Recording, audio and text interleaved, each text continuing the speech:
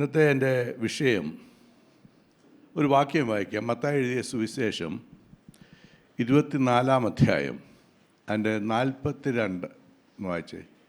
മത്തായി എഴുതിയ സുവിശേഷം 24-ാം അധ്യായം 42-ാം വാക്യം. നിങ്ങളുടെ കർത്താവ് ഏത് ദിവസത്തിൽ വരുന്നുവെന്ന് നിങ്ങൾ അറിയായ്ക കൊണ്ട് ഉണർന്നിരിപ്പീൻ. നീ 44-ാമത്തെ വായിച്ചേ. അങ്ങനെ നിങ്ങൾ നനയ്ക്കാത്ത നാഴികയിൽ മനുഷ്യപുത്രൻ വരുന്നത് കൊണ്ട് നിങ്ങളും ഒരുങ്ങിയിരിപ്പീൻ. 1 ഉണർന്നിരിപ്പീൻ, 2 ഒരുങ്ങിയിരിപ്പീൻ. എന്തിനു വേണ്ടിയാണ്? യേശുവിൻ്റെ വരവിന് വേണ്ടി. നാം ഈ പാടിയ പാട്ടിനകത്തെല്ലാം ആ വരവിനെക്കുറിച്ച് നമ്മൾ ചിന്തിച്ചു. എന്നാൽ ആത്മാർത്ഥമായി നിങ്ങൾ ഹൃദയംഗമായി ഒന്ന് ചിന്തിച്ചു നോക്ക്. യേശു ഇന്ന് പകൽക്കാലം വന്നെങ്കിൽ ആ വരവിങ്കിൽ എടുക്കപ്പെടുക യോഗ്യതയുള്ളവരായി നിങ്ങൾ ഒരുങ്ങിയിട്ടുണ്ടോ, ഒരുക്കപ്പെട്ടിട്ടുണ്ടോ എന്ന് നമ്മൾ ചിന്തിക്കും. അവസാന പുസ്തകമായ വെളിപ്പാട് പുസ്തകം 19-ാം അധ്യായത്തിൻ്റെ 7-ാമത്തെ വാക്യത്തിൽ വാക്യം വായിച്ചു. വെളിപ്പാട് പുസ്തകം 19-ാം അധ്യായത്തിൻ്റെ 7-ാമത്തെ വാക്യം. നാം സന്തോഷിച്ച് ഉല്ലസിച്ച് അവന് മഹത്വം കൊടുക്കുക. കുഞ്ഞാടിന്റെ കല്യാണം വന്നുവല്ലോ, അവന്റെ കാന്തയും തന്നെത്താൻ ഒരുക്കിയിരിക്കുന്നു. ഇത് മറ്റേ നമ്മൾ മത്തായി സുവിശേഷം പറഞ്ഞ് ഒരുക്കണം, പിന്നെന്തോ ഉണർന്നിരിക്കണം. ഇവിടെ പറഞ്ഞ ഒരുക്കിയിരിക്കുന്നു, കാന്തയും തന്നെത്താൻ ഒരുക്കിയിരിക്കുന്നു. ആ അവസ്ഥയിൽ നാം എത്തിയിട്ടുണ്ട്. നാം എപ്പം വന്നാലും റെഡി. യേശുവിൻ്റെ വരവിന് വേണ്ടി ഞാൻ നോക്കി പറയും, അതിനുവേണ്ടി ഞാൻ ഒരുക്കിയിരിക്കുന്നു. പ്രിയമുള്ളവരെ, നമ്മുടെ ജീവിതത്തിൽ എത്ര സഭായോഗത്തിന് പോയെന്നുള്ളതല്ല, എത്ര ദശാംശം കൊടുത്തെന്നുള്ളതല്ല, ഏറ്റവും പ്രധാനപ്പെട്ട വിഷയം എൻ്റെ പ്രാണപ്രിയൻ ഒരു ദിവസം വരും. അവൻ മധ്യാകാശെ പ്രത്യക്ഷപ്പെടുമ്പോൾ നമ്മൾ എടുക്കപ്പെടുവാൻ ഒരുക്കമുള്ളവരായി ജീവിക്കുക എന്നുള്ളതാണ് പ്രധാനപ്പെട്ട വിഷയം. അതിനെക്കുറിച്ച് ചില കാര്യങ്ങൾ പറയുവാൻ ഞാൻ ആഗ്രഹിക്കുന്നു. നാം ദൈവസന്നിധിയിൽ എങ്ങനെ ഒരുങ്ങണം? നമുക്കറിയാം, ഒരു ജീവിതം എന്ന് പറയുന്നത്, ഒരു മനുഷ്യൻ എന്ന് പറയുന്നത് ദേഹം, ദേഹി, ആത്മാവുണ്ട്.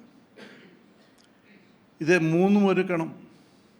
ചിലർ ആത്മാവിനെ ഒരുക്കിയിട്ടുണ്ട്, ദേഹത്തിനെ ദേഹിയെ ഒരുക്കിയിട്ടില്ല. പ്രിയമുള്ളവരെ, നാം അതിനുവേണ്ടി ഒരു വാക്യം കൂടെ വായിക്കാം. റോമാലേഖനം 12-ാം അധ്യായം അതിൻ്റെ 14-ാമത്തെ വാക്യം വായിച്ചു. ഉപദ്രവിക്കുന്നവരെ അനുഗ്രഹിപ്പീൻ, ശപിക്കാതെ അനുഗ്രഹിപ്പീൻ. നിങ്ങളെ ഉപദ്രവിക്കുന്നവരെ അനുഗ്രഹിപ്പീൻ, ശപിക്കാതെ അനുഗ്രഹിപ്പീൻ. നീ എബ്രായ ലേഖനം 12-ാം അധ്യായം അതിൻ്റെ 14-15 വാക്യം വായിച്ചു. എബ്രായ ലേഖനം 12-ാം അധ്യായം. എല്ലാവരോടും സമാധാനം ആചരിച്ച് ശുദ്ധീകരണം പ്രാപിപ്പാൻ ഉത്സാഹിപ്പിൻ. ശുദ്ധീകരണം കൂടാതെ ആരും കർത്താവിനെ കാണുകയില്ല. ശുദ്ധീകരണം കൂടാതെ ആരും കർത്താവിനെ കാണുകയില്ല. ഇവിടെ പ്രധാനപ്പെട്ടൊരു വാക്യം അവിടെ അപ്പോസ്തലനായ പൗലോസ് പറയുന്നത്, എല്ലാവരോടും സമാധാനം ആചരിച്ച് എന്ത് വേണം? ശുദ്ധീകരണം. നമ്മൾ ശുദ്ധീകരണം എന്ന് പറഞ്ഞാൽ യേശുവെ നിന്റെ രക്തത്താൽ എന്നെ കഴുകി ശുദ്ധീകരിക്കുക എന്ന് പറയാൻ മാത്രമല്ല, നമ്മുടെ കൂട്ടുവിശ്വാസികളോട്, നമ്മുടെ കുടുംബത്തിലുള്ളവരോട്, നമ്മുടെ നാട്ടുകാരോട്, നമ്മുടെ സ്നേഹിതന്മാരോട്, ഇവരോടൊക്കെ ഒരു നല്ല മനസ്സാക്ഷിയുള്ളവരായി ജീവിക്കുക എന്നുള്ളത് ദൈവമക്കളെക്കുറിച്ച് ആഗ്രഹിക്കുന്നൊരു വിഷയമാണ്. അതുകൊണ്ടാണ് പറയുക, എല്ലാവരോടും സമാധാനം ആചരിച്ച് ശുദ്ധീകരണം പ്രാപിപ്പാൻ. ശുദ്ധീകരണം കൂടാതെ ആരും ദൈവത്തെ കാണുകയില്ല. പ്രിയമുള്ളവരെ, അടുത്ത വാക്യോട് വായിച്ചേ. ആരും ദൈവകൃപ വിട്ട് പിന്മാറുകയും വല്ല കയ്പുള്ള വേരും മുളച്ച് കലക്കമുണ്ടാക്കി. കേട്ടോ, ഇത് വായിച്ചു. ആദ്യം പറഞ്ഞ വാക്യം ശ്രദ്ധിച്ചല്ലോ. ഇപ്പം രണ്ടാം പറയുകയാണ്, കയ്പുള്ള വേര് മുളച്ച് കലക്കമുണ്ടാക്കി. നമ്മൾ ഒരു വീട്ടിൽ തന്നെ ആണെങ്കിൽ കയ്പിൻ്റെ അനുഭവം വരാം. ഭാര്യയും ഭർത്താവും കൂടെ എപ്പോഴും ഒരുപോലെ ഇരിക്കണമെന്നില്ല. കയ്പിൻ്റെ അനുഭവം വരാം. നമ്മുടെ കുഞ്ഞുങ്ങളുമായിട്ട്, മാതാപിതാക്കളുമായിട്ട്, സ്നേഹിതന്മാരായിട്ട്, സഹോദരീ സഹോദരന്മാരായിട്ട് ഈ കയ്പുള്ള വേര് മുളയ്ക്കാതിരിക്കാൻ നമ്മൾ ശ്രമിക്കണം. അന്നേലേ എല്ലാവരോടും നമുക്ക് സമാധാനം ആചരിക്കാനൊക്കത്തുള്ളൂ. ഒരാളോട് കയ്പായിട്ടിരുന്നിട്ട് എനിക്ക് സമാധാനം, ഞാൻ ദൈവമകനാണെന്ന് പറഞ്ഞിട്ട് അർത്ഥമില്ല.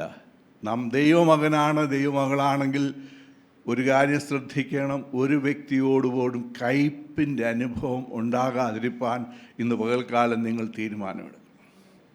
കാരണം ഇത് പ്രത്യേകമായൊരു നന്മയ്ക്ക് വേണ്ടിയല്ല, യേശുവിൻ്റെ വരവിന് വേണ്ടി ഒരുങ്ങിയിരിക്കാൻ ഒരു കയ്പുള്ള വേര്.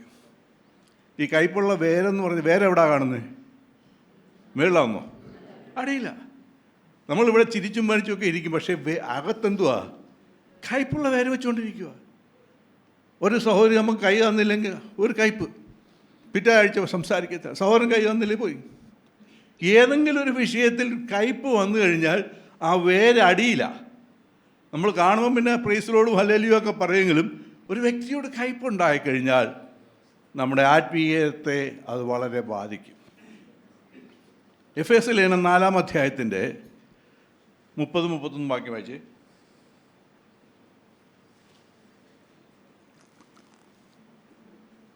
ദൈവത്തിന്റെ പരിശുദ്ധാത്മാവിനെ ദുഃഖിപ്പിക്കരുത്. ദൈവത്തിന്റെ പരിശുദ്ധാത്മാവിനെ ദുഃഖിപ്പിക്കരുത്. അവനാലല്ലോ നിങ്ങൾക്ക് വീണ്ടെടുപ്പ് നാളിനായി മുദ്രയിട്ടിരിക്കുന്നത്. അവനാലല്ലോ നിങ്ങൾ വീണ്ടെടുപ്പ് നാളിനായി മുദ്രയിട്ടിരിക്കുക. എന്താ അടുത്ത വാക്യം വായിച്ചേ? എല്ലാ കയ്പും, ഇവിടെ പറയാ എല്ലാ കയ്പും, കോപവും, ക്രോധവും, കുറ്റാരവും, ദൂഷണവും. ഇതിന്റെയൊക്കെ അർത്ഥം അറിയാമോ നിങ്ങൾക്ക്? ഈ കൂറ്റാരം എന്നൊക്കെ പറഞ്ഞാല് ഇത് മനസ്സിലാക്കണം. എല്ലാ കയ്പും, കോപവും, ക്രോധവും, കുറ്റാരവും എല്ലാം വിട്ട് അടുത്ത് നോക്കി ദൂഷണവും സകല ദുർഗുണവുമായി നിങ്ങളെ വിട്ട് ഒഴിഞ്ഞു പോകട്ടെ. നിങ്ങൾ തമ്മിൽ ദയയും മനസ്സലിവും ഉള്ളവരായി ദൈവം ക്രിസ്തുവിൽ നിങ്ങളോട് ക്ഷമിച്ചതുപോലെ അന്യോന്യം ക്ഷമിപ്പീൻ. നമ്മളോട് ആര് ക്ഷമിച്ചു? യേശു നമ്മളോട് ക്ഷമിച്ചു. നീ ഇത്ര വലിയ പാപം ചെയ്ത് ഞാൻ ക്ഷമിക്കത്തില്ലെന്ന് യേശു പറഞ്ഞു. എന്ത് പാപം ചെയ്താലും കർത്താവേ, നിൻ്റെ രക്തത്താൽ എന്നെ കഴുകി ശുദ്ധീകരിക്കണമേ, എന്നോട് നീ മനഃപൂർവ്വമായത് ക്ഷമിക്കണമേ എന്ന് ഒരൊറ്റ പ്രാർത്ഥനയിൽ നമ്മുടെ ഏത് പാപവും ദൈവം ക്ഷമിച്ചു തന്നു. ആ ക്ഷമിച്ചു തന്ന ദൈവത്തിന് മുമ്പിൽ നമ്മൾ ദൈവമക്കളായി ജീവിക്കുമ്പോൾ നമ്മൾ മറ്റുള്ളവരോട് ഇതുപോലെ ക്ഷമിക്കുവാൻ ബാധ്യസ്ഥരാണ്. ക്ഷമിച്ചില്ലെങ്കിൽ വേദോസ്തവം പറയുന്നത് ശുദ്ധീകരണം പ്രാപിച്ചിട്ടില്ല. ശുദ്ധീകരണം പ്രാപിക്കാതെ ആരും ദൈവത്തെ കാണുകയുമില്ല. ചില കയ്പും ക്രോധവും ഒക്കെ നമ്മുടെ ജീവിതത്തിൽ ഉണ്ടെങ്കിൽ ഇന്ന് പകൽക്കാലം അത് ഏറ്റുപറഞ്ഞ് ആരോടായാലും, നമ്മുടെ കുഞ്ഞുങ്ങളോടായാലും, നമ്മുടെ സ്വന്തം കുടുംബത്തിലുള്ളവരായാലും, നമ്മുടെ സ്നേഹിതന്മാരോടായാലും, നമ്മുടെ കൂട്ടുവിശ്വാസികളോടായാലും ഇന്ന് പകൽക്കാലം കർത്താവേ, എൻ്റെ ഹൃദയത്തിലുള്ള കയ്പ് അത് മാറ്റിക്കളയുവാൻ ഞാൻ ആഗ്രഹിക്കുന്നു. എന്നോടത് മനഃപൂർവ്വമായി എന്നോട് ക്ഷമിച്ച് അതിന്മേലൊരു ജയജീവിതം നയിപ്പാൻ എനിക്ക് കൃപ നൽകണമേ എന്ന് നമുക്ക് പ്രാർത്ഥിക്കാം. മത്തായി എഴുതിയ സുവിശേഷം 6-ാം അധ്യായത്തിൻ്റെ 14-15 വാക്യം വായിച്ച്.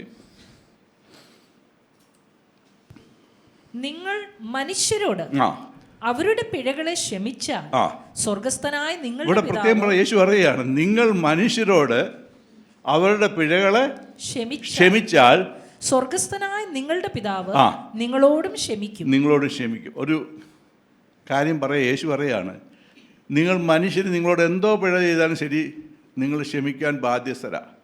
അപ്പോൾ നിങ്ങൾ മനുഷ്യരോട് അവരുടെ പിഴകളെ ക്ഷമിച്ചാൽ സ്വർഗസ്ഥനായ പിതാവ് നിങ്ങളോട് ക്ഷമിക്കും. എൻ്റെ അടുത്ത കണ്ടീഷനാ, നിങ്ങൾ മനുഷ്യരോട് പിഴകളെ ക്ഷമിക്കാഞ്ഞാലോ നിങ്ങളുടെ പിതാവ് നിങ്ങളുടെ പിഴകളെയും ക്ഷമിക്കുകയില്ല. വളരെ ശ്രദ്ധിക്കണം. യേശു പറഞ്ഞൊരു വാക്യമാണ്, നിങ്ങൾ മറ്റുള്ള സ്നേഹിതന്മാരോടും സഹോദരിമാരോടും കുടുംബത്തിലുള്ളവരോടും ബന്ധക്കാരോടും ഒക്കെ കയ്പും ഈർഷ്യയും വെച്ചുകൊണ്ട് അവരോട് ക്ഷമിക്കുവാനില്ലാത്തൊരു മനസ്സാക്ഷിയുമായിട്ട് വന്നാൽ, ആരാധനയ്ക്ക് വരുന്നുണ്ട്, എല്ലാ ആഴ്ചയും വരും, തിരുവത്താഴം എടുക്കുന്നുണ്ട്, പക്ഷേ ഇന്ന വ്യക്തിയോട് എനിക്ക് വെറുപ്പാണ്, ഇന്ന വ്യക്തിയോട് എനിക്കൊരു കയ്പാണ്. അങ്ങനെ ആരെങ്കിലും ഇന്ന് പകൽക്കാലം ഈ ആരാധനയിൽ ആയിരിക്കുന്നുവെങ്കിൽ ഇന്ന് പകൽക്കാലം ഒരു തീരുമാനം എടുക്കണം. യേശു പറഞ്ഞു, നിങ്ങൾ ക്ഷമിക്കാഞ്ഞാൽ എന്ത് ചെയ്യത്തില്ല, ഞാൻ നിങ്ങളോടും വന്നുകൊണ്ടൊരു പ്രയോജനമില്ല, ഈ ആരാധനയ്ക്ക് വന്നുകൊണ്ടൊരു അർത്ഥവുമില്ല. നീയും ഞാനും നിങ്ങൾ ദൈവത്തെ ആരാധിച്ചു പാട്ട് പാടി പോകാം, അതൊന്നുമല്ല. എൻ്റെ സ്നേഹിതന്മാരോടും എൻ്റെ കുടുംബത്തിലുള്ളവരോടും എൻ്റെ കുഞ്ഞുങ്ങളോടും എൻ്റെ മാതാപിതാക്കളോടും നാത്തൂനോടായാലും അമ്മായിമ്മയോടായാലും എന്തുവരായാലും ഒരു കയ്പുണ്ടെങ്കിൽ ഇന്ന് പകൽക്കാലം ദൈവമേ നീ എന്നോട് ക്ഷമിക്കണമേ. ഞാനത് ക്ഷമിച്ചില്ലെങ്കിൽ നീ എൻ്റെ പാവങ്ങളെ ക്ഷമിക്കത്തില്ലല്ലോ. ഞാൻ നിൻ്റെ വരവിന് വേണ്ടി നോക്കി പാർക്കുവാൻ ആഗ്രഹിക്കുന്നു. നീ എനിക്ക് അതിനു വേണ്ടിയുള്ള കൃപ തരയണമേ എന്നുള്ള പ്രാർത്ഥന നമ്മുടെ ജീവിതത്തിൽ ഉണ്ടായിരിക്കണം. Price the Lord. നമ്മൾ ഒരു വ്യക്തിയോടും കയ്പുണ്ടാകാൻ പാടില്ല. ഈ ലോക ജീവിതത്തിൽ ചിലപ്പോൾ കയ്പുണ്ടാകുന്ന സന്ദർഭങ്ങൾ നമ്മുടെ ജീവിതത്തിൽ വരാം. എന്നാൽ മനഃപൂർവ്വമായി അതിനെ ക്ഷമിക്കണം. മത്തായിയുടെ സുവിശേഷം 5-ാം അധ്യായത്തിൻ്റെ 11-12 ബാക്കി വെച്ച്, എന്റെ നിമിത്തം നിങ്ങളെ പഴിക്കുകയും ഉപദ്രവിക്കുകയും നിങ്ങളെ കൊണ്ട് എല്ലാ തിന്മയും കളവായി ഈ ലോകത്ത് സംഭവിക്കുന്ന ഇത് ഇങ്ങനെ സംഭവിക്കും. ഇവിടെ പറയുന്നത് ആ വാക്യം ആദ്യം തൊട്ട് വായിച്ച്, എന്റെ നിമിത്തം നിങ്ങളെ പഴിക്കുകയും എൻ്റെ നിമിത്തം, യേശുവിൻ്റെ നിമിത്തം നിങ്ങളെ പഴിക്കും. ചിലപ്പോൾ നിങ്ങളുടെ ബന്ധക്കാർ നിങ്ങൾ ഇന്ന ആരാധനയ്ക്കാണ് പോകുന്നത്, എനിക്ക് അങ്ങനെയുള്ള ആരാധന നമ്മളെ പഴിക്കും. അപ്പോൾ ആരുടെ നിമിത്തമാണ്? നമ്മുടെ നിമിത്തമല്ല, ദൈവത്തിന് യേശുവിൽ നമ്മൾ വിശ്വസിച്ച് യേശുവിനെ സത്യത്തിലും ആത്മാവിലും ആരാധിക്കാൻ പോകുന്ന നിമിത്തം മറ്റുള്ളവർ നമ്മളെ പഴിക്കും. എന്നിട്ട് അടുത്ത വാക്യം, ഉപദ്രവിക്കുകയും നിങ്ങളെ കൊണ്ട് എല്ലാ തിന്മയും കളവായി പറയുകയും ചെയ്യുമ്പോൾ നിങ്ങൾ ഭാഗ്യവാന്മാർ. നിങ്ങള് ഭാഗ്യഹീനരെന്നല്ല, ഇത് സംഭവിക്കും. ഈ ലോകത്ത് സംഭവിക്കും. നിങ്ങൾ ദൈവത്തെ അറിഞ്ഞ് ദൈവത്തിന് വേണ്ടി ജീവിക്കാൻ ശ്രമിക്കുമ്പോൾ നിങ്ങളുടെ ബന്ധുമിത്രാദികളും ചാർച്ചയിൽ ബന്ധപ്പെട്ട സഹോദരി സഹോദരന്മാരൊക്കെ നിങ്ങളെക്കുറിച്ച് ഒരുപാട് കളവും നിങ്ങളെക്കുറിച്ച് പറയുമ്പോൾ നിങ്ങൾ ചിന്തിക്കണം, ഞാൻ ഭാഗ്യദോഷിയല്ല, ഞാൻ ഭാഗ്യവാൻ. കാരണം എന്താണ്? അടുത്ത വാക്യം, സ്വർഗത്തിൽ നിങ്ങളുടെ പ്രതിഫലം സ്വർഗത്തിൽ നിങ്ങളുടെ പ്രതിഫലം വലുതാകൊണ്ട് സന്തോഷിച്ച് ആനന്ദിപ്പീൻ. പ്രിയമുള്ളവരെ, നിങ്ങളെ ഒരാൾ ചുമ്മാതെ പഴിച്ചാലും, നിങ്ങൾ ചെയ്യാത്ത കാര്യങ്ങൾ പറഞ്ഞാലും, നിങ്ങളെ എന്തെല്ലാം ദുഷിച്ചാലും നിങ്ങൾ അതിനെക്കുറിച്ച് വിഷമിക്കരുത്. അത് ഓർക്കുമ്പോൾ സന്തോഷത്തോടെ ഏറ്റെടുക്കണം. കാരണം അത് ഒരാൾ പഴിച്ചാൽ നിങ്ങൾ ചിന്തിക്കണം, കർത്താവേ അത് സഹിച്ചുകൊണ്ട് എനിക്ക് എൻ്റെ സ്വർഗത്തിലെ പ്രതിഫലം കൂടുകയാണ്, സ്വർഗത്തിലെ പ്രതിഫലം കൂടുകയാണ്, ഞാൻ വളരെ സന്തോഷിക്കുന്നു. അതിനുവേണ്ടി ദൈവം എനിക്ക് കൃപ നൽകിയതിനായി ദൈവത്തെ സ്തുതിക്കുന്നു. അടുത്ത വാക്കിട്ട് വായിച്ച്, നിങ്ങൾക്ക് മുമ്പേ ഉണ്ടായിരുന്ന പ്രവാചകന്മാരെ അവർ അങ്ങനെ തന്നെ ഉപദ്രവിച്ചുവല്ലോ. നിങ്ങൾ ഭൂമിയുടെ ഉപ്പാകുന്നു. ഉപ്പ് കാരമില്ലാതെ പോയാൽ. ഇത് നമ്മൾ കേട്ടോളാം. ഇനി ഒരു കാര്യം, ഈ മത്തായിയുടെ സുവിശേഷം 13-ാം അധ്യായം അതിൻ്റെ 18-ാമത്തെ വാക്യം വായിച്ച്, അല്ല, മത്തായിയുടെ 18-ാം അധ്യായത്തിൻ്റെ 35-ാമത്തെ വാക്യം. മത്തായിയുടെ സുവിശേഷം 18:35. നിങ്ങൾ ഓരോരുത്തൻ സഹോദരനോട് ഹൃദയപൂർവ്വം ക്ഷമിക്കുക. യേശു പറയുന്നൊരു വാക്യമാണ്. ചിലർ ക്ഷമ ചോദിക്കും, നിങ്ങൾ എന്നോട് ക്ഷമിക്കണം, എന്തായാലും ചെയ്യുക എന്നോട് ക്ഷമിക്കണം. അങ്ങനെ പറഞ്ഞുള്ള ക്ഷമയെക്കുറിച്ചല്ല യേശു പറയുന്നത്. നിങ്ങൾ നിങ്ങളുടെ സഹോദരനോട് എങ്ങനെ ക്ഷമിക്കണമെന്നാ? ഹൃദയപൂർവ്വം ക്ഷമിക്കാൻ സ്വർഗസ്ഥനായ എന്റെ പിതാവ് അങ്ങനെ തന്നെ നിങ്ങളോട്. ഇത് എത്ര പ്രാവശ്യം പറഞ്ഞിട്ടുണ്ടെന്ന് അറിയോ? യേശു പറയാണ്, നിങ്ങൾ നിങ്ങളുടെ സഹോദരനോട് ക്ഷമിക്കുന്ന എങ്ങനെയാ? ചുമ്മാ ഒരു പറച്ചിൽ പറയല്ല, ഹൃദയപൂർവ്വം ക്ഷമിക്കാഞ്ഞാൽ എൻ്റെ സ്വർഗസ്ഥനായ പിതാവ് നിങ്ങളോടും അങ്ങനെ തന്നെ ചെയ്യും. ഞാനും നിങ്ങളുമല്ല യേശുവിൻ്റെ വരവിന് വേണ്ടി നോക്കി പാർക്കുന്നവരാണ്. ഇന്ന് പകൽക്കാലം ദൈവത്തിൻ്റെ പരിശുദ്ധാത്മാവിൽ ഞാൻ വിളിച്ചു പറയട്ടെ, നിങ്ങളുടെ ആരുടെയെങ്കിലും ഹൃദയത്തിൽ ഒരു വ്യക്തിയോടെങ്കിലും കയ്പോ കൂറ്റാരമോ ദേഷ്യമോ പിണക്കമോ പകയോ എന്തെങ്കിലും ഉണ്ടെങ്കിൽ ഇന്ന് സഭായോഗം കഴിയുന്നതിന് മുമ്പ്, കർത്താവേ നീ എന്നോട് ഹൃദയപൂർവ്വം അത് ക്ഷമിക്കുവാൻ കൃപ നൽകണമേ, അതിനുള്ള കൃപ എനിക്ക് നൽകണമേ, ഞാൻ നിന്റെ വരവിന് വേണ്ടി ഒരുങ്ങിപ്പാർക്കുവാൻ കൃപ നൽകണമേ എന്നുള്ള പ്രാർത്ഥനയായിരിക്കണം നമ്മുടെ ജീവിതത്തിൽ. Praise the Lord.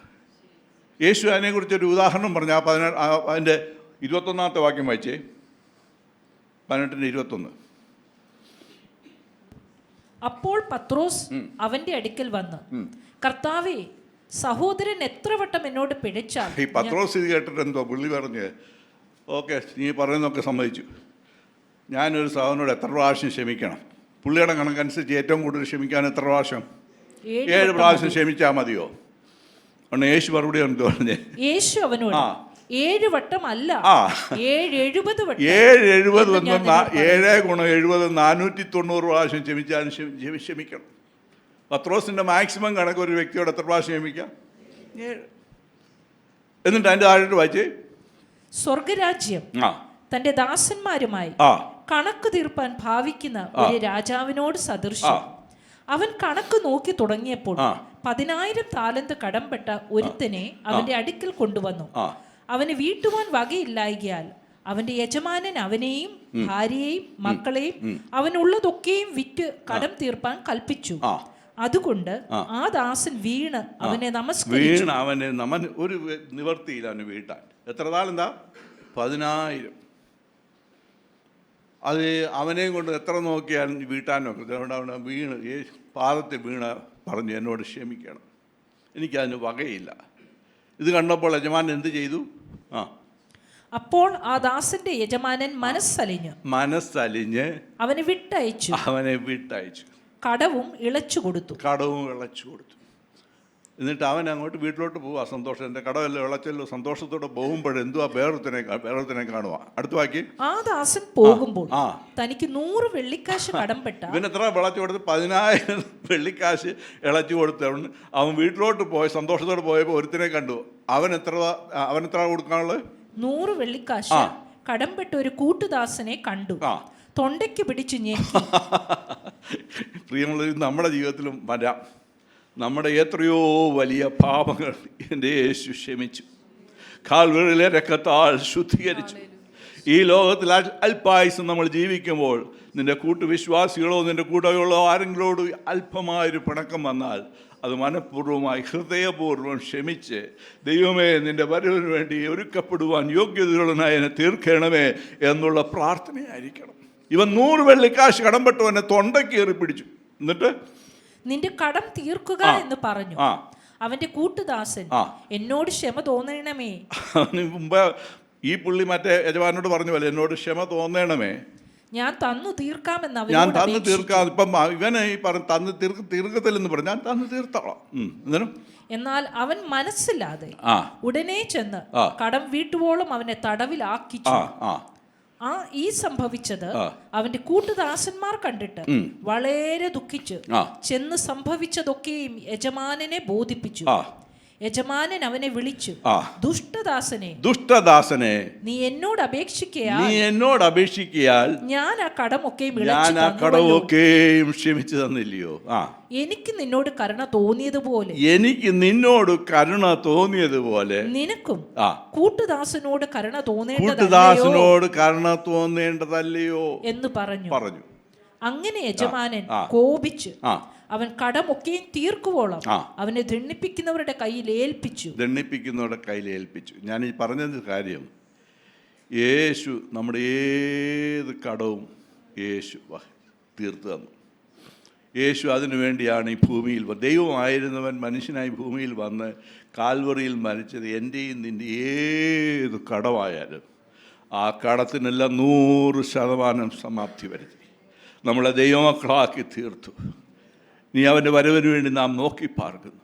എന്നാൽ ഈ ലോകത്തിൽ അല്പ ദിവസം നമ്മൾ ജീവിക്കുമ്പോൾ നമ്മുടെ വിശ്വാസിയായാലും അവിശ്വാസിയായാലും നമ്മുടെ അയൽക്കാരോടായാലും ഒരു വ്യക്തിയോട് നിങ്ങളുടെ ഹൃദയത്തിൽ പകയോ പിണക്കമോ ഉണ്ടെങ്കിൽ ഇന്ന് പകൽക്കാലം യേശുവിനോട് പറ, കർത്താവേ ഞാനത് മനഃപൂർവ്വമായി ക്ഷമിക്കാം.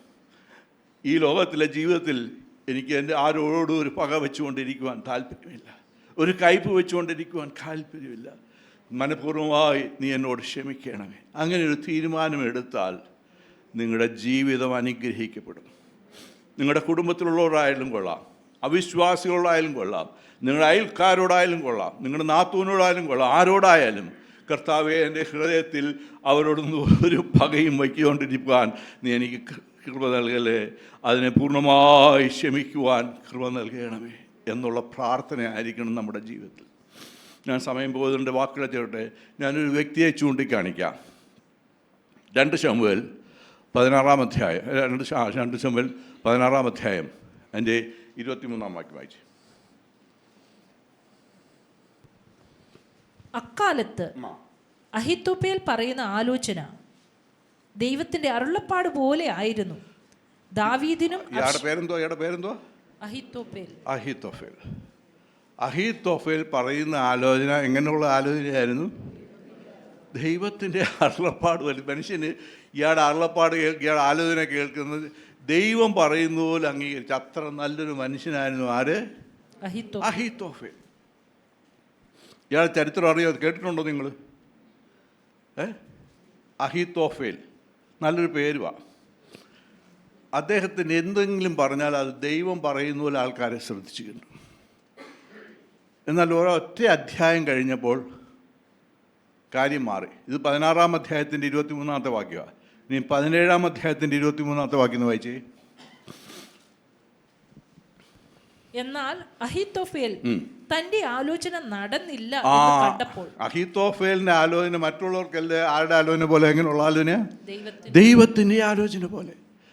എന്നാൽ ഒരധ്യായം കഴിഞ്ഞപ്പോൾ അഹീത്തോഫേൽ പറയുക, താൻ ഉദ്ദേശിച്ച പോലൊന്നും കാര്യം നടക്കുന്നില്ലെന്ന് മനസ്സിലായപ്പോൾ താൻ എന്ത് ചെയ്തു? ഇത് കണ്ടപ്പോൾ കഴുതപ്പുറത്ത് കോപ്പിട്ട് കയറി ആ. തന്റെ പട്ടണത്തിൽ വീട്ടിലേക്ക് ചെന്ന് തൻ്റെ വീട്ടിലേക്ക് ചെന്ന് വീട്ടുകാരെ ക്രമപ്പെടുത്തിയ ശേഷം ആ. കെട്ടിഞ്ഞാന്നു മരിച്ചു. എന്തോ ഒരു നല്ല മനുഷ്യനാ, ഒരു വലിയ പ്രവാചകൻ, ദൈവദാസനാ. അദ്ദേഹം സംസാരിക്കുന്ന വാക്കുകൾ ജനങ്ങൾ കേൾക്കുമ്പോൾ ദൈവം പറയുന്ന പോലെ അംഗീകരിച്ചുകൊണ്ടിരുന്ന വ്യക്തിയാണ്. എന്നാൽ അദ്ദേഹത്തിനൊരു പ്രയാസം വന്നപ്പോൾ, താൻ ഉദ്ദേശിക്കുന്ന പോലൊന്നും കാര്യം നടക്കുന്നില്ല എന്ന് തോന്നിയപ്പോൾ കഴുതപ്പുറത്ത് കയറ്റി വീട്ടുകാരിയൊക്കെ ക്രമീകരിച്ചു. എന്നിട്ട് താൻ എന്ത് ചെയ്തു? കെട്ടിഞ്ഞാന്ന് മരിച്ചു.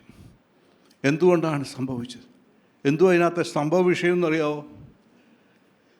സംഭവ വിഷയം എന്ന് പറയാം, ചിലരെങ്കിലും അറിയാത്തവരുണ്ട്. ദാവീദിനെ കുറിച്ച് നമ്മൾ കേട്ടിട്ടുണ്ടല്ലോ. ദാവീദ് രാജാവായി കഴിഞ്ഞപ്പോൾ ഒരു ദിവസം വലിയൊരു പാപം ചെയ്തു. നമുക്കെല്ലാവർക്കും അറിയാം. ബത്ശേബയെ കണ്ടു, ആകർഷിച്ചു, തൻ്റെ കൊട്ടാരത്തിൽ വരാൻ പറഞ്ഞു, അവളുടെ ശയിച്ചു. അവളുടെ ഭർത്താവിനെ ഊരിയാവിനെ വേറൊരു ടെക്നിക്ക് ഉപയോഗിച്ച് കൊല്ലിച്ചു.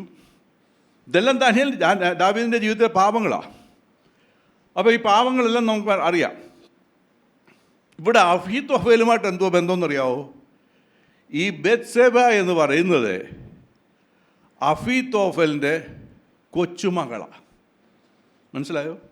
ഈ ബത്ശേബ എന്ന് പറയുന്ന ആ സ്ത്രീ, സുന്ദരിയായ സ്ത്രീ, ദാവീദ് ഭാര്യയായെടുത്ത ആ സ്ത്രീ ആരുടെ കൊച്ചുമോളാ? അഹീത്തോഫേലിൻ്റെ കൊച്ചുമോളാണ്. ഇത് അഹീത്തോഫേലിന് അങ്ങോട്ട് അംഗീകരിക്കുവാൻ കഴിഞ്ഞു. എൻ്റെ കൊച്ചുമോളെ എൻ്റെ കൊച്ചുമോളോട് അവൻ ഇങ്ങനെയൊക്കെ ചെയ്തെങ്കിൽ ഞാൻ അവനെ ഒരു പാഠം പഠിപ്പിച്ചിട്ടേ അടങ്ങത്തുള്ളൂ. ഇതാണ് തൻ്റെ ഹൃദയത്തിൽ. അഹീത്തോഫേലിൻ്റെ രാജാവോ ദാവീദ്, ഇതെല്ലാം അറിയാം. എന്നാൽ താൻ തീരുമാനം ഒരു ഹൃദയത്തിലെടുത്ത്, എനിക്ക് ആരോട് കയ്പ്? ദാവീദിനോട് കയ്പ്. ഇതിനൊരു അന്തം വരുത്താതെ ഞാൻ ഈ ലോകത്ത് ജീവിച്ചിട്ട് അർത്ഥമില്ല. അതിനുള്ള പണികൾ പിന്നെ അങ്ങോട്ട് തുടങ്ങി പുള്ളി. എത്രയോ വർഷങ്ങൾ. ഇതിനിടയ്ക്ക് നമുക്കറിയാം, ദാവീദിനെ ദൈവം സന്ദർശിച്ചു, അവൻ്റെ പാപങ്ങളെ ബോധ്യമാക്കി തീർത്തപ്പോൾ ദാവീദ് മനോഹരമായൊരു സങ്കീർത്തനം എഴുതി. ഏത് സങ്കീർത്തനമാണ്? 51-ാം സങ്കീർത്തനം എഴുതി, എൻ്റെ ദൈവമേ, എൻ്റെ പാപങ്ങളുടെ കുറ്റം നീ ക്ഷമിച്ചു തരണമേ. അത് മുഴുവൻ വായിച്ചാൽ ദാവീദിൻ്റെ കണ്ണുനീരിൻ്റെ അനുഭവം നമുക്ക് കാണാം. അപ്പോൾ പാപം ചെയ്ത ദാവീദ് ആ പാപമെല്ലാം ഏറ്റുപറഞ്ഞ് ഉപേക്ഷിച്ചു. എന്നാൽ അഹീത്തോഫേൽ ദാവീദ് തൻ്റെ കൊച്ചുമകളോട് ചെയ്ത് ക്ഷമിക്കുവാൻ മനസ്സില്ല. എനിക്കിതിനു വേണ്ടി എന്ത് പ്രതികാരം ചെയ്യാം? താൻ ഉദ്ദേശിച്ചിങ്ങനെ നടക്കുകയാണ്. ഒരുപാട് പോംവഴികൾ നോക്കി. നമ്മൾ നോക്കുമ്പോൾ അടുത്ത അധ്യായങ്ങൾ നോക്കുമ്പോൾ വേറൊരു അബ്ശാലേം എന്ന് പറഞ്ഞ രാജകുമാരനെ ദാവീദിന് പകരം രാജാവാക്കി. ദാവീദിനെ കൊട്ടാരം വിട്ട് ഓടേണ്ടി വന്നു. ഇതൊക്കെ കണ്ടപ്പോൾ അഹീത്തോഫേൽ സന്തോഷം, എനിക്ക് ഞാൻ അവനെ ഒരു പാഠം പഠിപ്പിച്ചിട്ടേ ഉള്ളൂ, ഇതെല്ലാം പറ്റും. പക്ഷെ അവസാനം നോക്കിയപ്പോൾ താൻ ഉദ്ദേശിക്കുന്നത് പോലൊന്നും കാര്യം നടക്കുന്നില്ല എന്ന് മനസ്സിലാക്കിയപ്പോൾ, എല്ലാം ദാവീദിന് അനുകൂലമായി തീർന്നപ്പോൾ അഹീത്തോഫേലിന് ഇത് സഹിക്കുവാൻ കഴിഞ്ഞില്ല. അതിനുവേണ്ടിയാണ് താൻ കഴുതി കോപ്പിട്ട് വീട്ടിൽ ചെന്ന് ഗ്രഹകാര്യമൊക്കെ ക്രമപ്പെടുത്തിയിട്ട് തൂങ്ങിച്ചത്. പ്രിയമുള്ളവരെ, ഞാനിത് പറഞ്ഞതിൻ്റെ സാരം, എത്ര വലിയ മനുഷ്യനാണെങ്കിലും, പ്രത്യേകിച്ച് ദൈവമക്കളായ ഞാനും നിങ്ങളും, നിങ്ങളുടെ ഹൃദയത്തിൽ ഒരു വ്യക്തിയോടെങ്കിലും കയ്പിൻ്റെ അനുഭവം ഉണ്ടെങ്കിൽ ഇന്ന് പകൽക്കാലം പൂർണ്ണമായി അത് ഏറ്റുപറ. യേശു എപ്പോഴാണ് വരുന്നത് നമുക്കറിയത്തില്ല. നമ്മുടെ ജീവിതത്തിൻ്റെ അവസാനം എന്നായിരിക്കും നമുക്കറിയത്തില്ല. എന്നാൽ ഇന്ന് ഈ നല്ല പകൽ സമയത്ത്, കർത്താവേ, എൻ്റെ ജീവിതത്തോട് ഇന്ന വ്യക്തിയോടൊരു പകയുണ്ട്, ഇന്ന വ്യക്തിയോടൊരു പിണക്കമുണ്ട്, ഞാൻ അതും വെച്ചുകൊണ്ട് നീ ആരാധനയ്ക്ക് വരുമല്ല, ഞാനത് ഏറ്റു പറഞ്ഞ് ഉപേക്ഷിച്ച് ദൈവത്തിന് പ്രസാദകരമായ ഒരു ജീവൻ നയിപ്പാൻ ഞാൻ ആഗ്രഹിക്കുന്നു. ദാവീദ് വീഴുന്നു കടഞ്ഞു, ദാവീദ് ദൈവത്തോട് എൻ്റെ പരിശുദ്ധാത്മ ദൈവമേ, എൻ്റെ പരിശുദ്ധാത്മ എന്നിൽ നിന്ന് എടുക്കരുത്. വ്യസനത്തുള്ള മാർഗ്ഗമെല്ലാം എന്നോട് ക്ഷമിക്കണമേ, ശാശ്വതമായ മാർഗത്തിൽ എന്നെ നടത്തണമേ, എൻ്റെ കുറവുകളെ എന്നോട് ക്ഷമിക്കണമേ എന്ന് നിലവിളിച്ച് കരഞ്ഞതുപോലെ ഇന്ന് പകൽക്കാലം ഏതെങ്കിലും ഒരു വ്യക്തിയോട് കയ്പോ പിണക്കമോ ജാരശങ്കയോ എന്തെങ്കിലും ഉണ്ടെങ്കിൽ പൂർണ്ണമായി അത് ഉപേക്ഷിച്ച്, കർത്താവേ, അങ്ങേക്ക് പ്രസാദകരമായ ഒരു ജീവൻ നയിപ്പാൻ, അങ്ങയെ പ്രസാദിപ്പിക്കുന്ന ഒരു ജീവൻ നയിപ്പാൻ നീ എനിക്ക് കൃപ നൽകണമേ എന്ന് പ്രാർത്ഥിച്ചാൽ നമ്മുടെ ജീവിതം അനുഗ്രഹിക്കപ്പെടും. Price the Lord. അഹീത്തോഫേലിനത് സംഭവിച്ചു. എന്നാൽ വേറൊരു വ്യക്തിയെ ഞാൻ കാണിച്ചു തരാം. അദ്ദേഹത്തിൻ്റെ പേരാണ് ജോസഫ്. ജോസഫിനോട് ആരൊക്കെ പ്രതികാരം ചെയ്തിട്ടുണ്ടെന്നറിയാമോ? എന്നാൽ ജോസഫ് ഉൽപ്പത്തി പുസ്തകം 50-ാം അധ്യായത്തിൻ്റെ 15 വാക്യം വായിച്ചേ. അപ്പൻ മരിച്ചുപോയി എന്ന് യോസേഫിന്റെ സഹോദരന്മാർ കണ്ടിട്ട്, പക്ഷേ യോസേഫ് നമ്മെ ദ്വേഷിച്ച് നാം അവനോട് ചെയ്ത സകല ദോഷം. നമുക്ക് ഈ ചരിത്രം അറിയാം, യോസേഫിന്റെ സഹോദരന്മാർ ചെയ്തൊക്കെ അറിയാം. ഇതുവരെ അപ്പൻ ഉണ്ടായിരുന്നു. അപ്പൻ മരിച്ചുപോയെന്ന് സഹോദരന്മാർ കേട്ടപ്പോൾ അവർ വേറെയാ. അപ്പൻ ഉണ്ടായിരുന്നുകൊണ്ട് നമ്മളോട് ഇതുവരെ ഇവനെ പ്രതികാരം ഒന്നും ചെയ്തില്ല. ഇപ്പോഴപ്പൻ മരിച്ചു, അവൻ നമ്മളെ കൊല്ലും, നശിപ്പിക്കും.